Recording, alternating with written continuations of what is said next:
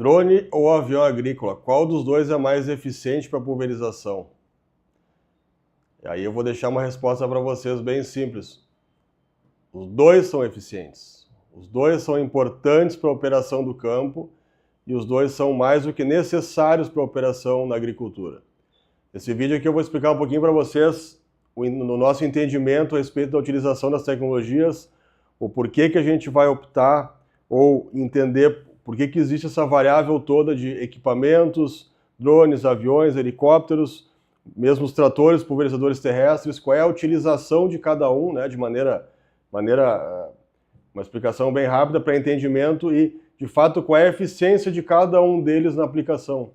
E a gente parte do primeiro pressuposto que a área plantada do Brasil, de mais de 95 milhões de hectares, né, na atualidade, cada vez mais demanda tecnologias, cada vez mais demanda tipos de opções diferentes de aplicação.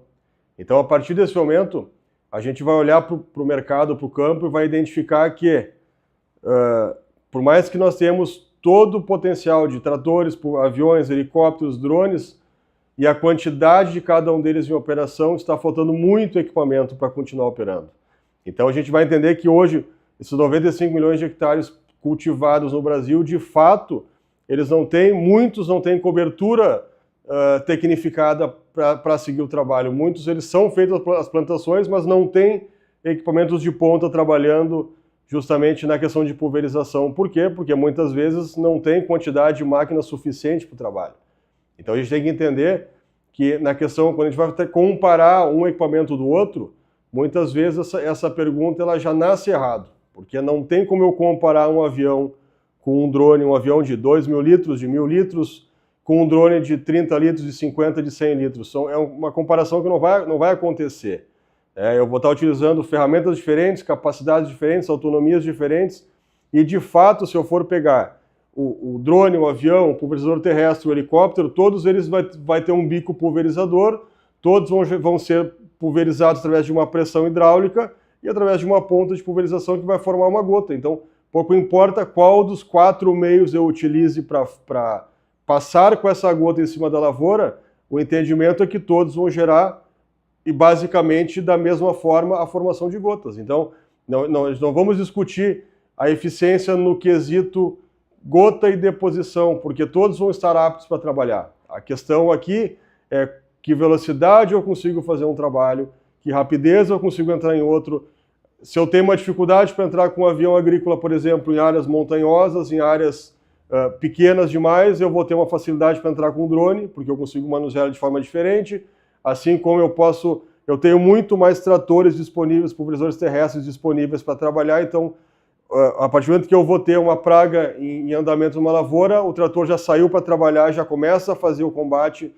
Então, é uma soma de qualidades de cada uma dessas possibilidades de uso e, de fato, a maneira inteligente é utilizar elas da maneira mais correta possível e mais adequada possível para se tirar a vantagem completa da utilização da máquina. Então, se a gente for pensar no pulverizador, obviamente, terrestre é o que tem mais quantidade em uso, né? Deve chegar em 1 milhão de pulverizadores terrestres. Se a gente falar de avião, nós vamos falar aí de, talvez, beirando 3.000 unidades no Brasil. Se a gente falar de drone, bastante unidade vendida de drone, mas qual de fato a quantidade que foi para pulverização? Se muitas máquinas foram para outros tipos de análise, né, de sobrevoos. Então, assim, a gente não tem como, ou não tem nem por que comparar de fato uma atuação de uma com a outra se a gente não analisar de fato a questão concreta. Onde é que eu vou empregar essa máquina? Onde é que eu vou trabalhar com ela? Por que eu vou deixar lá tratores disponíveis? Por que eu vou deixar avião disponível? Eu tenho a questão também de formação de pilotos. Qual é a capacidade de formação de pilotos que tem no país hoje, a quantidade de escolas e quantos conseguem se formar. Eu vou falar de operadores de drone, quantos operadores de drones a gente consegue formar também. Então também vai ter dificuldade. Eu vou falar de tratoristas para pulverizar no terrestre. Então tudo isso é uma equação que não tem de fato uma resposta única, não tem de fato uma conclusão única. E o mais importante, todos esses meios devem ser utilizados para tratamento das lavouras no momento certo e para ter a melhor eficiência e a melhor produtividade possível. Então, o que a gente vê hoje no mercado? Todas as máquinas trabalhando praticamente em harmonia, cada uma na sua qualificação melhor, no seu naquilo que ela foi desenvolvida para conseguir um objetivo melhor de trabalho. Então, por exemplo, se eu pego um drone, o custo operacional de um drone ele vai ser maior que do avião se eu comparar o potencial de autonomia que ele vai poder gerar. Então, eu vou ter que cobrar um pouco mais caro pelo sistema, mais caro que, né, que uma aplicação de avião, obviamente, mas eu vou ter talvez mais máquinas disponíveis. Por outro lado, se eu vou fazer uma área que é de 1.000, 2.000, 3.000 hectares, eu vou entrar com o avião para pulverização, porque eu faço isso de forma muito rápida. Eu tenho um tanque lá de 2, 3 mil litros, de 1.000 litros, eu faço isso rápido, eu tenho uma velocidade absurda de aplicação, então o meu manejo vai ser mais adequado. E assim por diante, em áreas que eu não consigo deslocar a aeronave para ela, está lá o pulverizador terrestre trabalhando, já inicia o trabalho e já começa a pulverização.